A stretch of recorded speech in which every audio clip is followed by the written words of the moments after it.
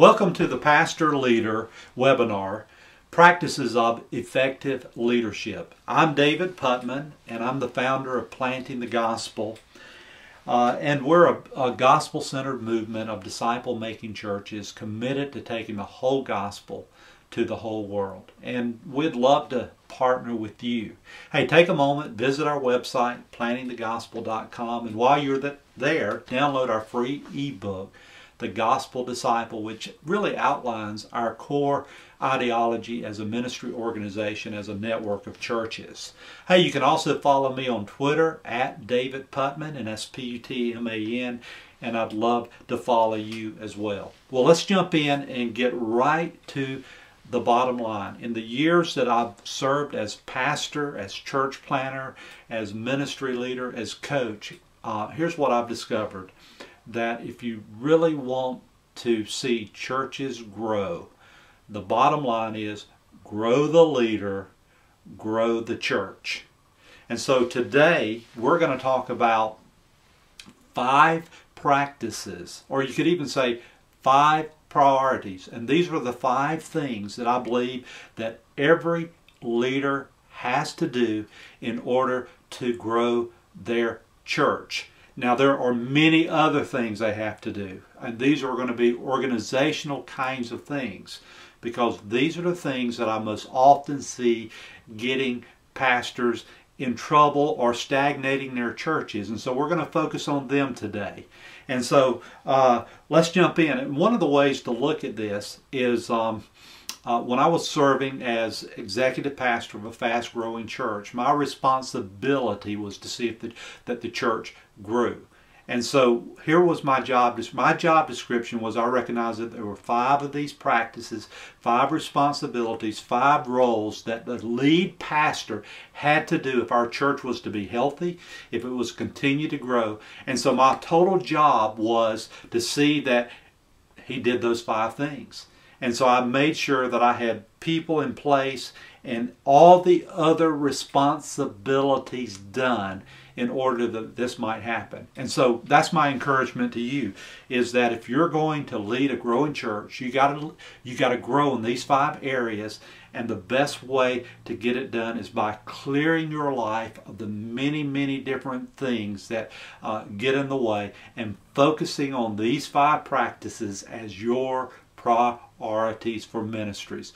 Do this and you're going to grow your church. So let's jump right in. Again, there's 5 of them, but let me talk about the first one.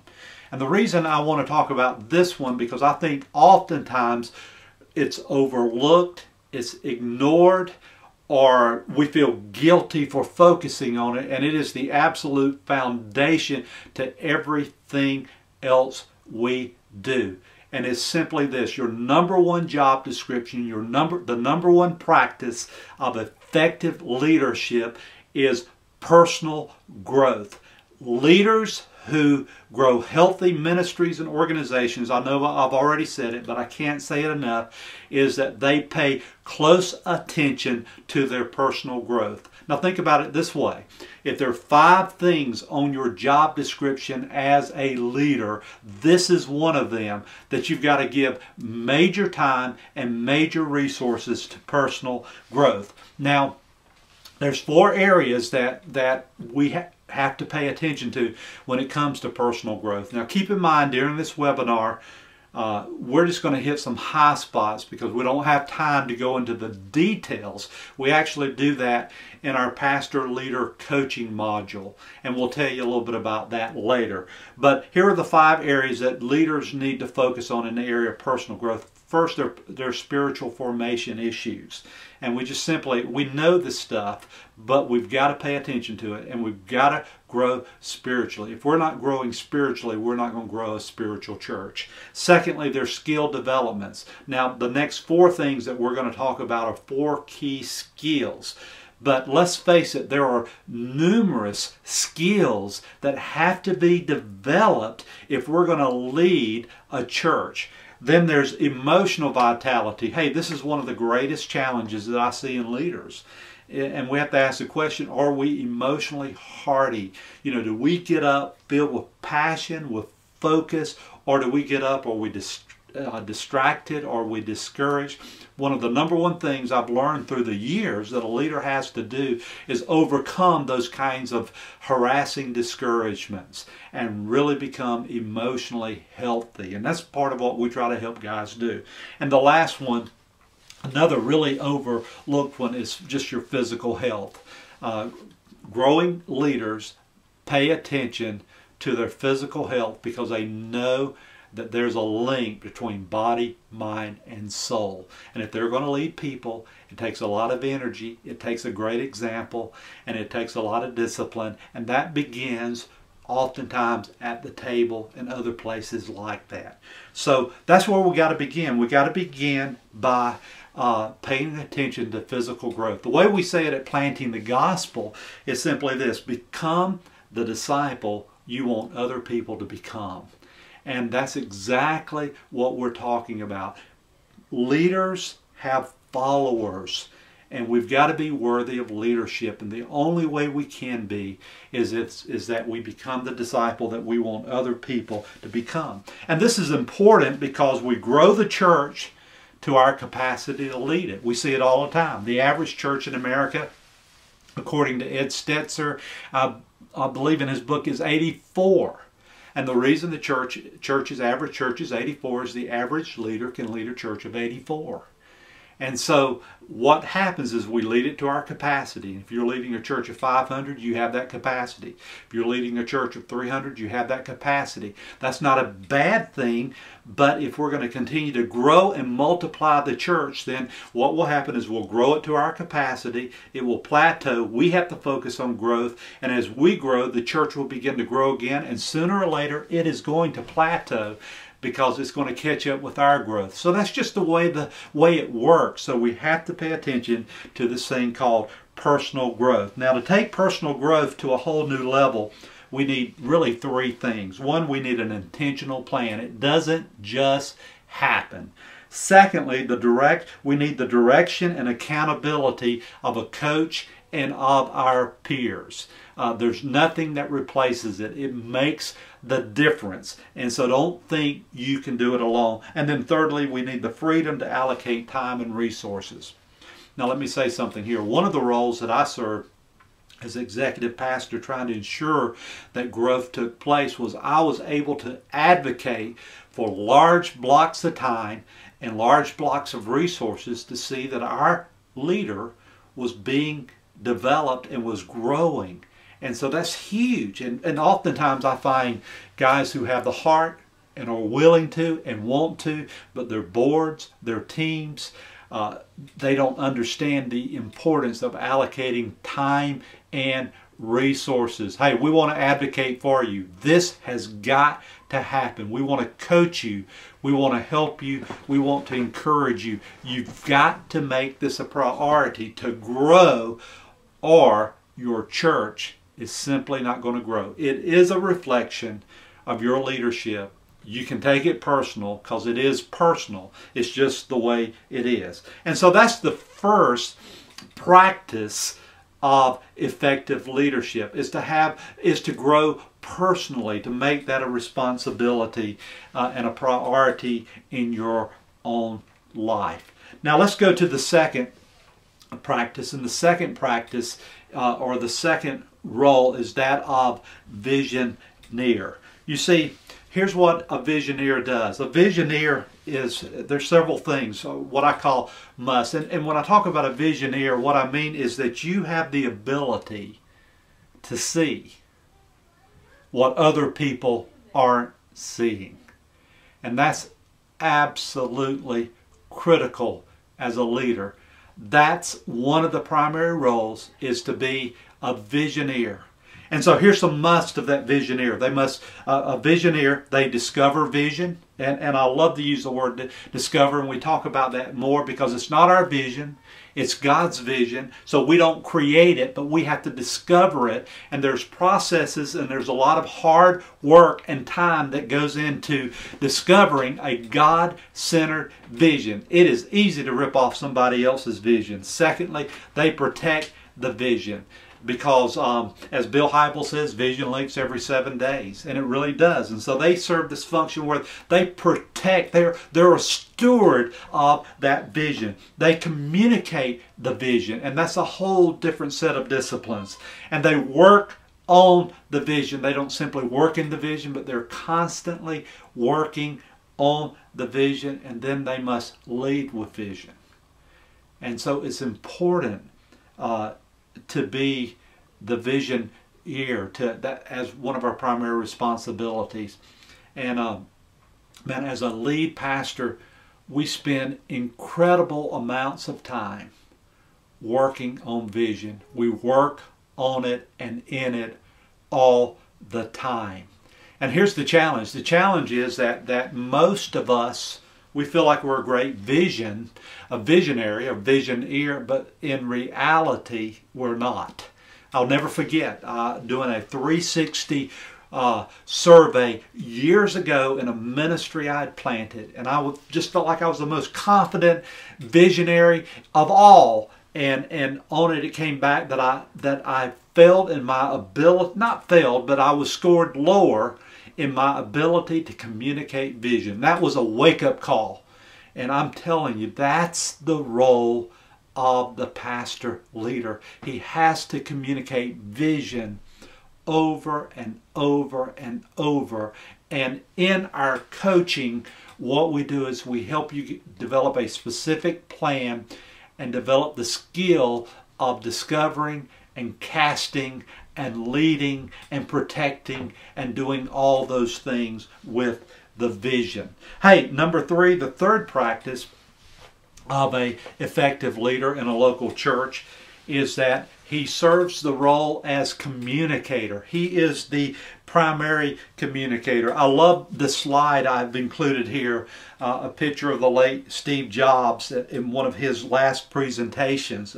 Last time he communicated as a leader, and it says on there, as you can see, the report of my death is greatly exaggerated. You know, I just think about, while he's not preaching the gospel, while he wasn't about the Christian cause, but we must admit he was a great leader, and he was a great communicator without being a very good communicator in many rights. I mean, if you hear him talk and if you see him in different settings, he's okay. He can do all right, but if you see him in his setting with his environment, communicating his products, what he felt passionate about, there were no better communicator. And the same is true for us, that we have to be a great communicator. There is a correlation between our church's growth and our ability to communicate. Here's a chart that I've included in this next slide that you'll find interesting. And the big C stands for communicator. The big L stands for leader. And so when you have a big C and a big L, it equals pastor leader. You have a lead pastor, in other words. In other words, when we're looking for someone to lead a church, we want to know that they are a great communicator and they're a great leader. And then their capacity for leading a church goes up significantly. If you're a okay communicator, a small c communicator, but a great leader, then we would tell you, hey, you'll make a great campus pastor.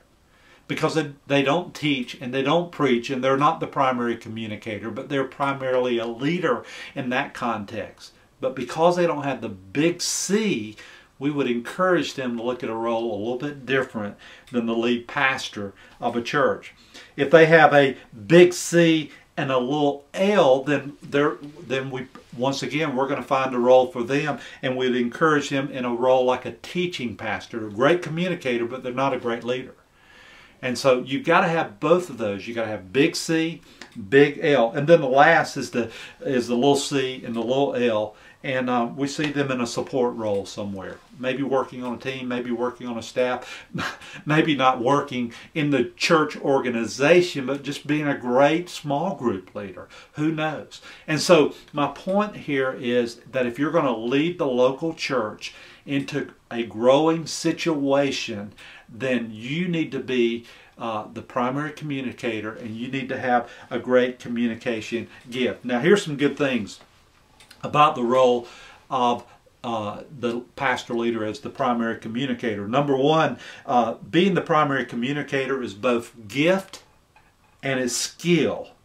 Therefore, it can be improved over time. And I think that's huge, because sometimes we think, hey, if I'm just not gifted as the great communicator, so what do? I guess I can't lead a church. And that's just not true. I've seen some really, really average communicators become really good communicators. But it takes a lot of work. And you can improve your communication, but you have to be intentional about it. The second thing we see about the role of the primary communicator is that communication is both art and science. Therefore, it can be improved with technology and environment. So it's art. It's art in the sense that it's creative, it's the way we do things, it's the way we connect things, it's the setting, but it's also science in the sense that there's a lot of technology out there today. There's a lot of a simple, decent sound system can take our communication from a 3 to a 5. A good communication device, illustration, can take it from a 5 to a 7. A good illustration can take an average message, a good bottom line can take an average message from a 7 to a 9. And so there are things that we can do because it's art and science. So as a communicator, part of what we try to do is help people and coach people in the discipline of becoming a better communicator, because we know there's a relationship between where you are and where you can go, and that in terms of communication. And so we want to help you build that bridge. All right, so that's a couple of the practices. Matter of fact, that's 3 of the practices of effective leadership. And one of the things that we would love to do is we would love to enter into a coaching relationship with you. And on this next slide, before we move to number 4 and number 5, I just wanted to talk to you for a moment about our coaching. Now, here's what we heard through our ministry. We heard guys telling us everywhere as we go out and build these networks is that we want coaching, but it needs to be affordable and it needs to be accessible. And so that's what we've done. We've created an online system where we have 12 months of coaching. We have 3 different modules. The Pastor Leader is the first one that we start actually January the 17th. And then we have a module called Growth Systems that look at the organization of the church itself and how it grows, some of the systems things. And then the last one we do is the Gospel Disciple, which is really more about how to create movements. And so each month online at a specific time, we have 2 hours that we do coaching and various things. And then what we also do through our coaching networks is we have different hubs across the country where we give you access to our coaching team. They'd love to connect with you. They'd love to help you with your individual issues by phone, by Skype, by visit, whatever that might look like. And because we have a team, it allows us to do that. We made it affordable. It's $79 a month. Or you can pay for it up front for $650. You can participate relationally through one of our hubs, and you can join today by going to plantingthegospel.com. So we'd love to partner with you, and when you partner with us, it actually helps us reach our goal in our ministry of taking the whole gospel to the whole world. So we want to help you, and we want you to help us. So go and visit the plantingthegospel.com today, and we'd love for you to sign up for our coaching. We'd really think that would be beneficial to you. Okay, so enough of that. Let's get back into our webinar today, and I want to talk with you about the fourth practice, the fourth role, the fourth responsibility that we see every growing leader give himself to, and it's simply that as team leaders. You see, leaders often, here's what happens, unfortunately. I see this happen all the time,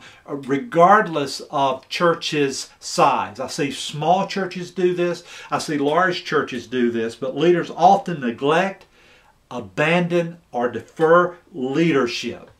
And when they do this, it results in what we call distance decay.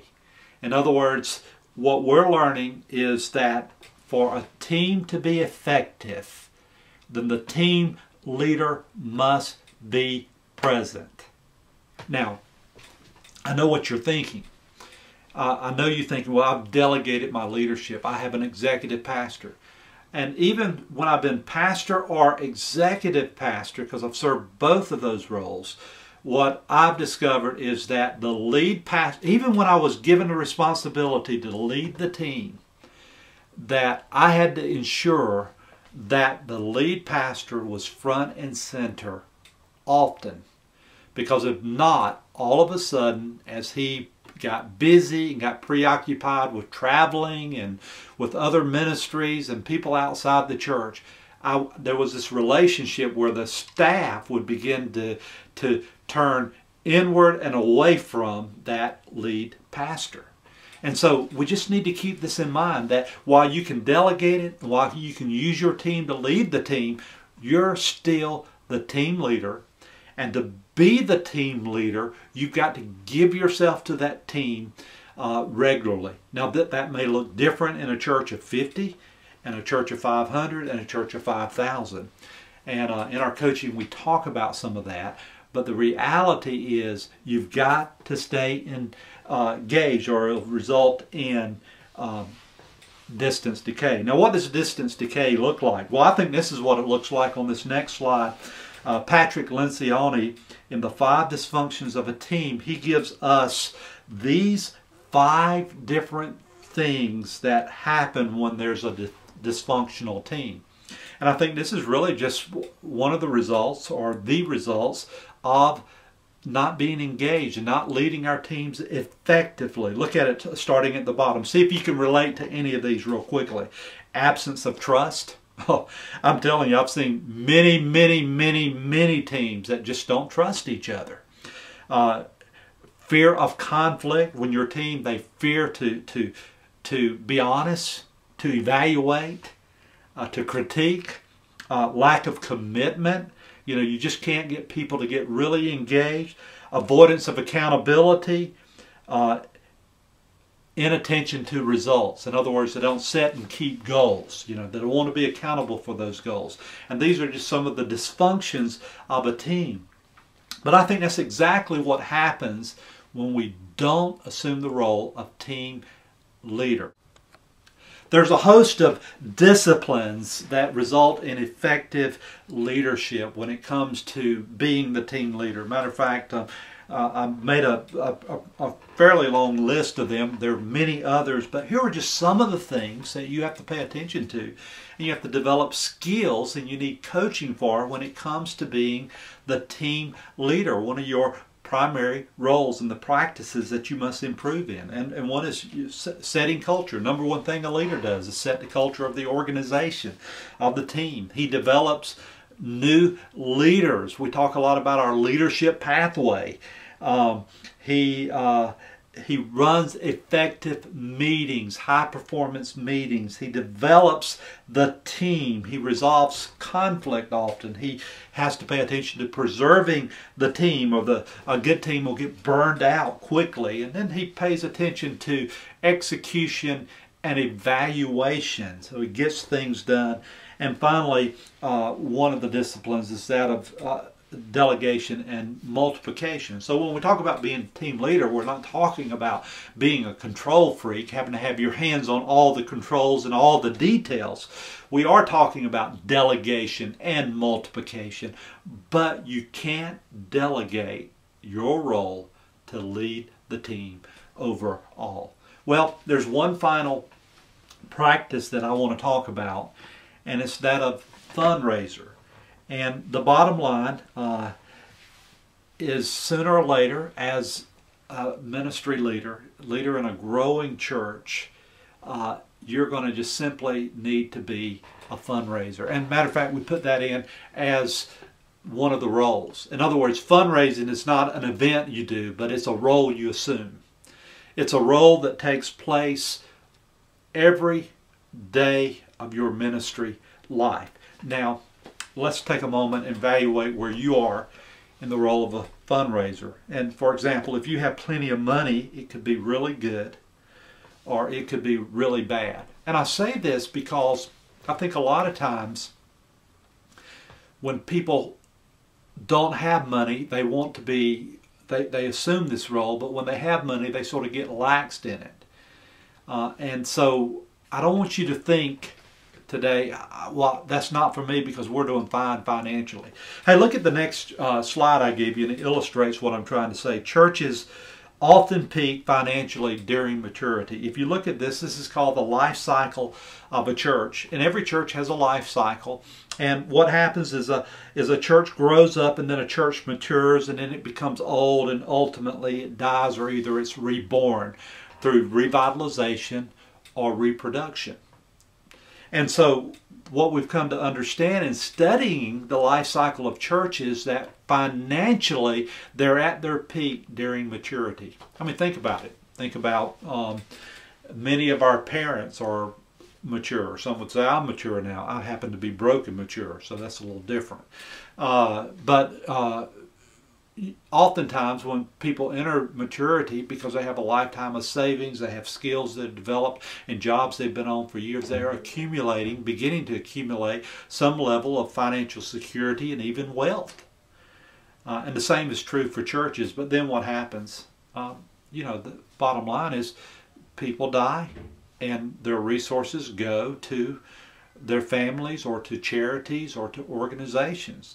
And the same thing is true with churches.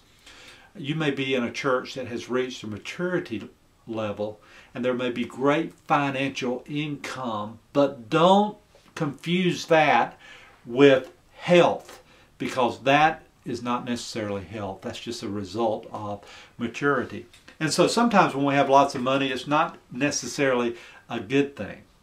And so our role is that we have to pay attention to the finances. We have to finance the mission. We have to assume the role of fundraisers. And here's how I like to put it. I don't even like that term. It's just, I think it's clear, because most of us need more money for more ministry. But the way I like to put it is this idea that one of the things that we do as a leader is that we have to create a culture of generosity. And that's part of being the fundraiser. And here's some things that I would say related to that. First of all, what you need to do is operate conservatively. I don't care if you've got a lot of resources or a little bit of resources. Just operate conservatively. Be a good steward. I tell you, one of the things that I'm having to learn is I have all these great dreams, these great visions, and I need all this money, but reality is I have to learn to operate with what I have, and that means operating conservatively, especially in church planting. I see churches get started, they'll build a $250,000, $300,000, $350,000 budget the first year, get people to give to it. Maybe they're well connected, and then they give all this money and they hire this staff and they have this wonderful team and they have all these toys to do ministry, and then year two comes and the partners are no longer there and they're having to raise all that money internally, and they're laying people off and they're having yard sales, and ministries are dying at year 2 and 3 because of that. So learn to operate conservatively. That's how you create a culture of generosity. Second, be accountable. I think there's been a move in our churches not to be as accountable, but we have to be accountable. And there's ways of being accountable without going back to the old congregational meetings where we're voting on toilet paper. You know, so we have to learn those and develop those skills and those systems and those organizations. Then take the long view. I think one of the reasons that churches are underfunded is they don't take the long view. They don't have pastors that are leading them to take the long view and building in the discipline of discipling good stewards. And that has to be done. And then finally, we have to model the way. As a church, your people are going to reflect the giving culture of your church. If your church hangs on to everything, then your people are going to hang on to everything. As a leader, people are going to follow your lead. If you're a generous leader, then you're going to make generous disciples. But you see, the bottom line is when it comes to the pastor leader, one of the practices, one of the primary roles is fundraiser. So let me recap this right quick. If I was working with you and we were sitting down eyeball to eyeball and we were talking about your job description, I would say there's 5 things that you need to do. One is you need to focus on personal growth. Number 2, you need to focus on vision. Number 3, you need to focus on being the primary communicator. Number 4, you need to focus on leading the team, being the team leader. And number 5, you need to focus on financing the mission or being the fundraiser. And when you prioritize these 5 things and you put your attention and you put your energy, you don't have time for a lot of other stuff. But if you put these things in first and you build them into your life, you'll be amazed at how much margin you ultimately create. And what we're discovering is when you grow the leader, you grow the church. Now, we would love to partner with you as your coach. And so I want to invite you to go to Planting the Gospel and sign up for our coaching and join us January 17th and begin a relationship that helps you grow as a leader, grow your church, grow kingdom impact, and then let's take the whole gospel to the whole world together. Thanks, and God bless.